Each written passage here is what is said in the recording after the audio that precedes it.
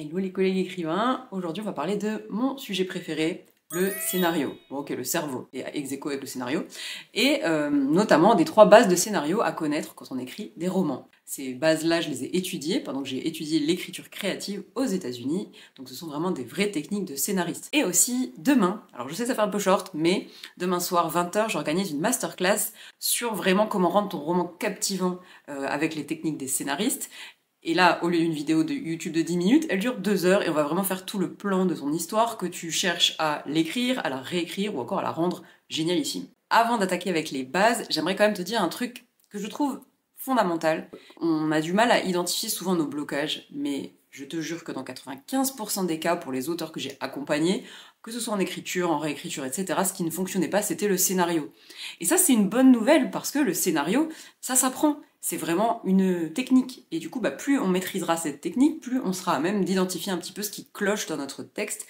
Et c'est souvent ça qui bloque. C'est pas forcément les blocages psychologiques qu'on s'imagine avoir au sujet de l'histoire. Oui, mais c'est très personnel, blablabla. Ce qui, bien sûr, peut être le cas. Mais souvent, il y a aussi des petits couacs de scénario qui aident pas du tout à écrire une bonne histoire, mais aussi tout simplement à se motiver à écrire. Parce que quand on sait pas où on va, c'est pas très motivant. Allez, on attaque tout de suite avec notre première base de scénario, et oui, bien sûr, tu la connais, c'est le conflit. Le conflit, c'est bien sûr le moteur de toutes les histoires. D'ailleurs, en général, pour résumer les histoires, moi, dans mes masterclass, je demande aux gens, est-ce que il fait ça et il se passe ça est une histoire? Pas forcément, ça peut être juste l'actualité. Il fait ça en France et il se passe ça au Japon. Par contre, dès qu'on commence à dire il fait ça mais il se passe ça, on a le conflit qui naît. Le conflit, c'est pas forcément une guerre, une baston, un octogone. C'est vraiment, en général, ce qui empêche son personnage d'obtenir ce qu'il veut. Et ça peut être interne, ça peut être externe, ça peut être plein de choses différentes. Il peut y avoir plusieurs conflits. Plus ça va être diversifié, plus ça risque d'être intéressant. Je te donne un exemple, dans le Seigneur des Anneaux, Frodon, il veut aller détruire l'anneau, et donc il y a plusieurs choses qui l'en empêchent. Il y a Sauron, ouais, mais il n'y a pas que ça. Il y a aussi le fait qu'il est jamais parti de chez lui. Il y a la tentation du pouvoir. ça donne toute une réserve de péripéties où on va se demander si le personnage va réussir à atteindre son but. C'est ça en fait qui est intéressant avec le conflit, c'est que le conflit il va venir mettre un peu de suspense et le lecteur va se demander mais du coup il va y arriver ou pas et il va avoir envie de lire. C'est ça qui est bien. N'oublie pas que sans conflit, ton histoire devient un peu la promenade du dimanche. C'est pas un problème, il y a des romans qui arrivent très bien à faire une belle petite promenade du dimanche et ça détend. Sauf que, déjà, peut-être que c'est pas ce que tu as envie d'écrire, et surtout, c'est pas facile du tout de se motiver à écrire une histoire comme ça. Là où, quand il y aura du conflit, ça va te donner la motivation, etc. On va faire un petit test, révision, sortez vos cahiers. Si tu es capable de résumer ton histoire et qu'il n'y a pas le mot mais, c'est peut-être que ça manque un petit peu de conflit. Allez, on passe à la deuxième phase de scénario. Et c'est le désir du personnage. Ton personnage doit vouloir quelque chose de clair. Toi, tu veux bien un truc clair dans la vie. Tes potes aussi. Voilà. Quelqu'un qui veut rien. Alors, j'en ai déjà longuement discuté avec certaines personnes, effectivement. Parfois, les gens ne veulent vraiment rien, mais ça devient presque leur désir, ça, être tranquille. Tu vois, s'il veut pas rencontrer des gens, ça veut dire qu'il veut être tranquille. On peut toujours trouver ce que le personnage veut. Et ce qui est intéressant aussi, c'est que plus ce désir est concret, plus il va condenser un petit peu l'attention de l'histoire. Par exemple, l'anneau. L'anneau, c'est le désir de tout le monde vu par des prismes différents. Et du coup, ça condense toute l'attention. De la même manière, voilà, un personnage qui a un but à poursuivre, qui souhaite à tout prix aller à tel endroit, réaliser quelque chose, ça sera assez simple de voir comment gérer l'attention narrative de ce personnage-là, puisqu'on aura un but très clair. Là où les personnages où le désir est plus flou, on va avoir plus de mal. Et vraiment, quand c'est un désir très très flou, demande-toi vraiment s'il y a que ça. Parce que, ok, on veut peut-être faire la paix avec notre histoire familiale, oui, sans doute. Mais est-ce qu'il n'y a pas aussi un truc qu'on veut très concrètement au quotidien? Tu vois, par exemple. Et ça, c'est quelque chose qu'on a parfois du mal à identifier quand on est un jeune auteur. On pense beaucoup aux théories. Oh ah oui, ça c'est un personnage abandonné par ses parents et du coup il a du mal à construire une famille. Et donc pour créer cette famille, il va devoir faire la paix, etc. Mais oui, d'accord. Mais en vrai, le personnage, quand il se lève le matin, il ne pense pas à ça. Il pense à quoi? Et par exemple, l'héroïne d'un de mes romans, elle avait une addiction dont elle voulait se défaire, mais c'est pas ce que je vais penser en me levant le matin, ah, il faut que je me défasse de mon addiction. Elle pensait à, je dois réussir ma mission, ma mission, ma mission. tu vois. Et ça, c'est plus réaliste, c'est plus concret, et c'est plus, en général, intéressant à écrire. Tu vas trouver plus facilement des péripéties par rapport à ça. En général, tout le monde veut plus ou moins quelque chose. Astuce. Demande-toi ce que ton personnage veut au début de l'histoire, et ce qu'en réalité, au fond, il voulait vraiment. Parce qu'en général, c'est ça. Il y a deux types de désirs, un peu le désir conscient et le vrai désir profond et inconscient. John Truby, que tu connais sans doute, un scénariste qui a écrit plusieurs livres sur le scénario, il les différencie en parlant du désir et du besoin, parce que ce désir profond et inconscient se rapproche un peu des besoins psychologiques. Être aimé, trouver sa place, etc. Là où le désir concret du début, ça peut être justement écrire un livre, partir à l'aventure, etc., etc. Par exemple, dans le film Joker de Todd Haynes, le Joker, au début, il cherche juste à faire rire les gens, à devenir clown. Ça fait le désir réel, concret, mais en réalité, c'est pas ça qu'il veut. Il veut être accepté, il veut être vu par les autres, parce que lui, sa vie, elle est misérable et il est inexistant aux yeux de la société. Autre exemple, masterclass, mais attention, ça va spoiler vénère Fight Club dans les secondes qui viennent.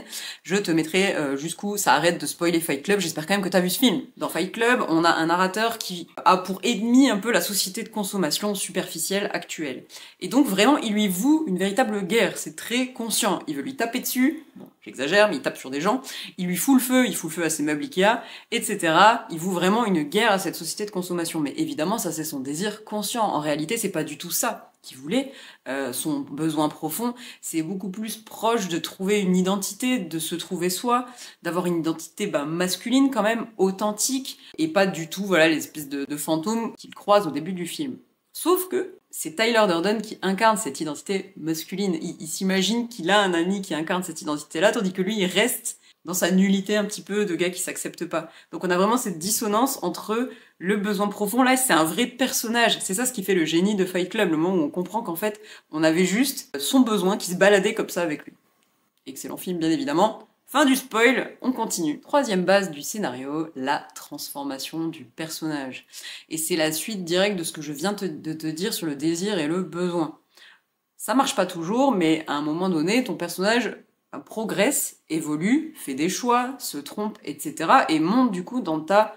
Alors, je décris une pyramide parce que c'est comme ça qu'on l'étudie en écriture créative, mais il monte dans ta progression dramatique jusqu'au climax.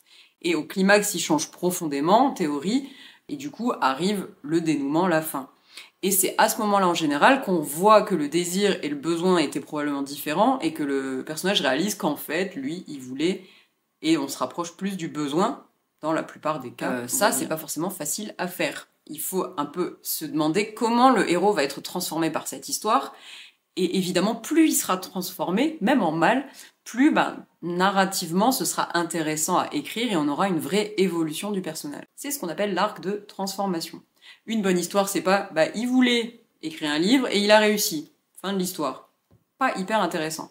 C'est il voulait se battre contre la société de consommation et en fait, ce faisant, il a découvert autre chose et il a découvert ce qu'il souhaitait vraiment. Et ça, c'est un outil de scénario très très puissant qui peut concerner tous tes personnages, qui peut concerner un peu toutes tes histoires, à condition de bien le maîtriser. Et attention, même dans un récit entre guillemets lambda qui se déroule dans notre monde et où l'histoire a l'air de tenir sur un post-it, il peut y avoir cette transformation importante. Dans La Somme de nos vies de Sophie Astrabi, sans le spoiler, c'est exactement ça qui se passe. On a un personnage qui se lance dans un truc, qui va observer un petit peu des gens, mais qui va donc en profiter pour apprendre sur sa vie, trouver un peu plus sa place. Et surtout dans les polars, et tu remarqueras que j'ai fait un effort, j'en ai pas parlé dès le début alors que c'est parmi mes genres littéraires préférés, on a exactement ça. On a un policier qui souhaite résoudre une enquête, et en réalité il va se transformer. C'est d'autant plus vrai sur les thrillers, mais également sur les polars. Un bon polar, c'est vraiment pas du tout juste une enquête. Il se passe des tas de choses pour le policier qui enquête. Un très bon exemple, c'est la saga de Mo Hyder avec le personnage Jack Caffery. C'est un personnage très torturé, qui a beaucoup de problèmes, qui doit faire la paix avec le fait que son frère a disparu, etc. Et donc, ces enquêtes vont être toujours teintées de sa vie à lui, de sa psychologie, de comment il va faire évoluer l'acceptation notamment de son passé par rapport à l'enquête sur laquelle il est. Et finalement, l'enquête parfois devient complètement secondaire, même si elles sont vraiment absolument géniales. Et super dark. Je pose ça là. En fait, si on zoome un petit peu sur ça, en réalité, un arc de transformation, c'est quoi? C'est une situation initiale, un moment de crise et d'apprentissage, et une situation finale qui est différente du coup de la situation initiale. Exemple, Breaking Bad. très intéressant. L'arc de transformation est énorme dans Breaking Bad. On part d'une situation initiale d'un prof de chimie sympa à vraiment le mal incarné, Heisenberg, qui incarne le pouvoir. Et cette transformation, la crise et l'apprentissage, c'est vraiment la découverte du pouvoir par Heisenberg. C'est ce qu'on appelle un arc de corruption, c'est-à-dire qu'on passe du bien au mal. On a à l'inverse aussi l'arc de rédemption, donc on passe du mal au bien. Et par exemple dans Three Billboards, on a une mère qui est rongée par la colère, obsédée par la justice, qui pendant la crise et l'apprentissage, où vraiment sa colère et sa soif de vengeance vont tout détruire autour d'elle, vont mener à une situation initiale où elle sera un peu plus ouverte au pardon, voilà, on va avoir un apaisement de ça. Il y a plein d'autres arcs transformationnels, je ne vais pas tous te les faire, mais j'espère t'avoir donné un petit aperçu. Et exercice, demande-toi au début quelle est la fausse idée que ton personnage a sur le monde. Qu'est-ce qu'il croit qui est faux? Choubi en parle vraiment bien, il parle de fausses croyances. Et donc, comment il va être amené à changer d'avis là-dessus? Bon, j'ai menti, il y avait 3 bases de scénario, mais je t'en rajoute une 4e bonus qui est super importante pour moi. Tout ce que j'ai dit là, c'est très difficile à trouver. Je suis sûre que tu as passé toute la vidéo à te dire « ouais d'accord, mais moi je sais pas ». Et c'est normal. Trouver les mots simples pour décrire les concepts qu'on a choisis pour notre histoire, c'est difficile. Ça nécessite beaucoup de recul. Aujourd'hui, je suis pas sûre que tu sois capable de me pitcher ton histoire en une ligne. Dans tous les cas, ce qui est sûr, c'est que plus tu écriras cette histoire, ça dépend aussi du stade où tu en es, l'écriture, la réécriture, etc., mais plus tu passeras du temps dessus, plus ta compréhension va s'affiner, et tu seras capable de trouver ce que je t'ai dit jusqu'ici. En fait, pour te donner une illustration très concrète, quand j'anime cette masterclass en présentiel avec des élèves, notamment dans le cadre de mes retraites d'écriture, en général, je leur fais construire donc leur histoire sous la forme d'une pyramide, montée dramatique, etc. Et en fait, au début, ils écrivent énormément de choses sur la feuille de l'exercice. Il se passe des tas de choses sur cette feuille, tous les événements, etc. Et en fait, je leur dis, l'objectif, c'est d'arriver à un post-it, où il y aurait juste un truc tout simple, du style, voilà, il se bat contre la société de consommation, mais va découvrir qu'en fait, il cherchait autre chose. Bon, c'est le pire résumé de Fight Club qu'on peut imaginer, mais tu vois un peu ce que je veux dire. Au début, on n'a pas cette clarté, donc on a toute notre histoire en tête, tout le résumé. C'est d'ailleurs un peu la même chose quand on écrit un synopsis pour un éditeur, il ne faut pas écrire toute l'histoire. Je t'en parlerai dans une autre vidéo.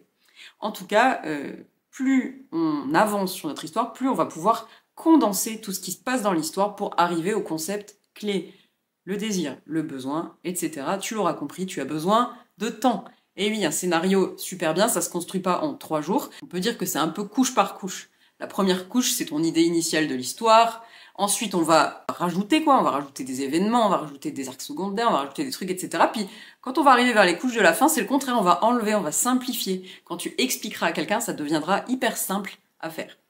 Interro surprise.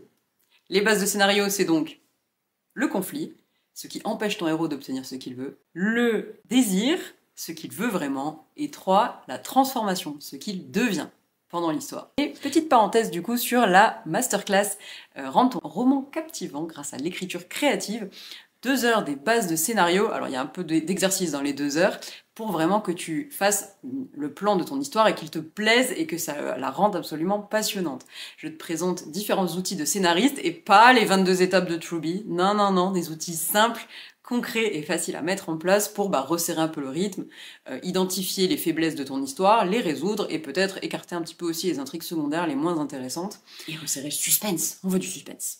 Elle a lieu demain à 20h sur Zoom, mais il y a un replay également, je te mets le lien dans la description. Merci d'avoir écouté cette vidéo jusqu'au bout et pose-moi toutes tes questions en commentaire, vas-y, je suis prête.